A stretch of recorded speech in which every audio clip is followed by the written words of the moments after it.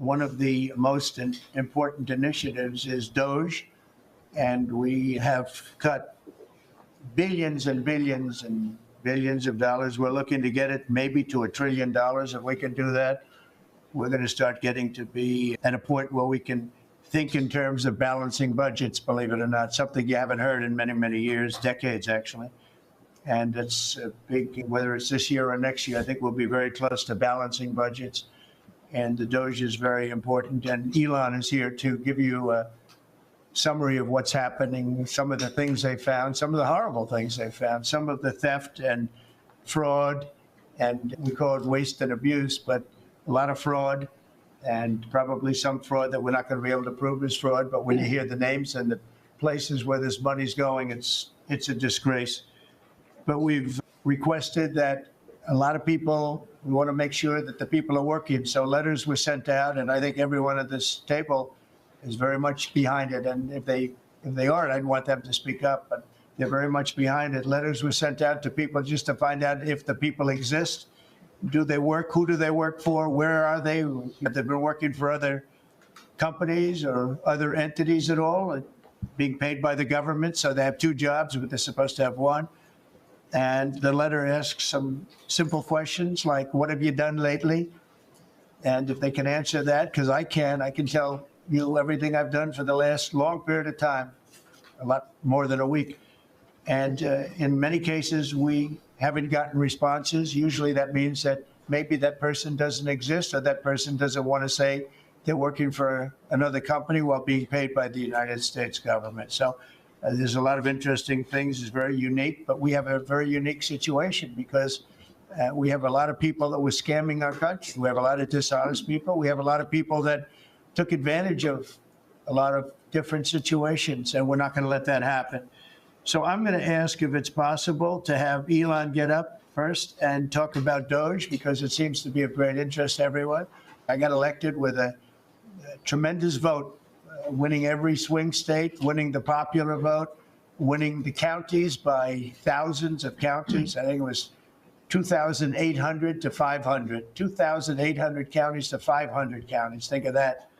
And so we have a mandate to do this, and this is part of the reason I got elected. I got elected based on taxes and based on many things in the border, but also based on balancing budgets and getting our country back into shape. And this is a big part of it. So Elon, if you could get up and explain where you are, how you're doing, and how much we're cutting. And it's an honor to have you. He's been a tremendously successful guy. He's really working so hard, and he's got businesses to run. You know, he's sacrificing a lot and getting a lot of praise, I'll tell you, but he's also getting hit, and we would expect that, and that's the way it works. So I'd like to have Elon Musk please say a few words. Thank you, Elon. Thank you, Mr. President. Well, I actually just call myself a humble tech support here, because this is actually, as crazy as it sounds, that is almost a literal description of the work that the DOGE team is doing, is helping fix the government computer systems. Many of these systems are extremely old. They don't communicate. There are a lot of mistakes in the systems. The software doesn't work. The overall goal here with the DOGE team is to help address the enormous deficit. We simply cannot sustain as a country $2 trillion deficits. The interest rates, just the interest on the national debt now exceeds the Defense Department spending. We spend a lot on the Defense Department, but we're spending like over $1 trillion on interest. If this continues, the country will become de facto bankrupt. It's not an optional thing, it is an essential thing. That's the reason I'm here. If we don't do this, America will go bankrupt. That's why it has to be done. And I'm confident at this point, we can actually find $1 trillion in savings. That would be roughly 15% of the $7 trillion budget. And obviously that can only be done with the support of everyone in this room. I'd like to thank everyone for your support. Thank you very much. This can only be done with your support. So it's really, DOGE is a support function for the president and for the agencies and departments to help achieve those savings and to effectively find 15% in reduction in fraud and waste. And we bring the receipts. So people say like, well, is this real? Just go to doge.gov. We line item by line item, we specify each item. We will make mistakes. We won't be perfect, But when we make a mistake, we'll fix it very quickly. So, for example, with USAID, one of the things we accidentally canceled very briefly was Ebola, Ebola prevention. I think we all want Ebola prevention. So we restored the Ebola prevention immediately, and there was no interruption. But we do need to move quickly if we're to achieve a $1 trillion deficit reduction in financial year 2026. It requires saving $4 billion per day, every day, from now through the end of September. But we can do it, and we will do it. Thank you.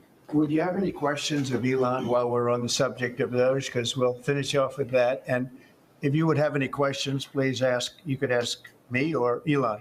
Go ahead, please. Thank you, Mr. President. Thank you, Mr. Musk. I just wanted to ask you that President Trump put out a Truth Social today saying that everybody in the cabinet was happy with you. I just wondered if you had heard otherwise, and if you had heard anything about members of the cabinet who weren't happy with the way things were going. And if so, what are you doing to address those any dissatisfaction? And let the cabinet speak just for a second. Yeah, exactly.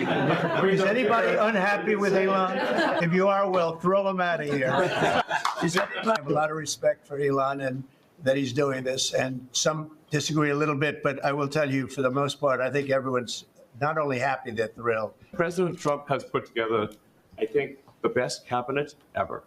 This is an incredible group of people. I don't think that such a talented team has actually ever been assembled. I think it's literally the best cabinet that the country has ever had, and I think the company should be incredibly appreciative of the people in this room. Yeah. Mr. President, thank you, Mr. Musk. Are there about half of the government employees so far appear to have responded to your request for what they've been doing over the past week? Is there a timeline in place for next moves for people being fired, and when can the American people expect to see the results of that? Yes. Well, to be clear, I think that email perhaps was misinterpreted as a performance review, but actually it was a pulse check review. Do you have a pulse? Do you have a pulse and 2 neurons? So if you have a pulse and 2 neurons, you can reply to an email. This is, I think not a high bar, is what I'm saying. Anyone could accomplish this. But what we are trying to get to the bottom of is we think there are a number of people on the government payroll who are dead, which is probably why they can't respond. And some people who are not real people, like they're literally fictional individuals that are collecting paychecks. Well, somebody's collecting paychecks on a fictional individual. So we're just literally trying to figure out, are these people real?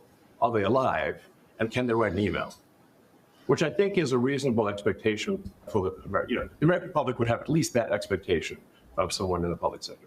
Mr. Musk, roughly a million. Not a high bar, guys, come on. Roughly a million employees have responded so far to this email. Does that mean that the remaining 1 million or so federal employees now risk being terminated? And is it your understanding and expectation when you post a directive on X that the cabinet secretaries will follow that order? Because several agencies have instructed employees that this is voluntary or not to respond.